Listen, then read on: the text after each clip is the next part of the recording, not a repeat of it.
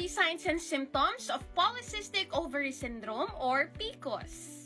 Pag sinabi po kasi nating syndrome, ito po ay group of symptom na naaapektuhan ng ating hormones na pwedeng mangyari sa kababaihan during our reproductive years. And when it comes to naturopathic medicine, 10% ng mga sakit ay nanggagaling sa gene at 90% ay galing po sa nutrition and lifestyle. Kaya kailangan po nating malaman ng early signs and symptoms para mas mababa ang risk ng long-term complications katulad ng type 2 diabetes and even heart disease. So ano po mga early signs and symptoms? Number 1, irregular periods or no periods at all. Number 2, increased BMI. Number 3, oily skin or acne. Number 4, hirsutism or excessive hair growth. And number 5, thinning hair.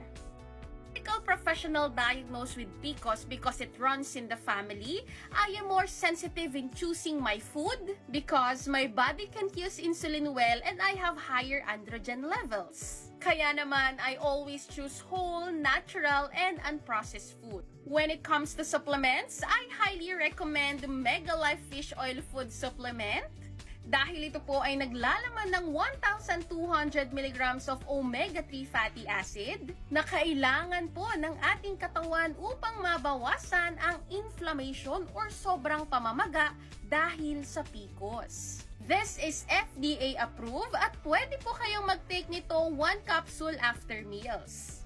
Kaya naman, sure na sure ang healthy life with Mega Life. Prevention is always better than cure.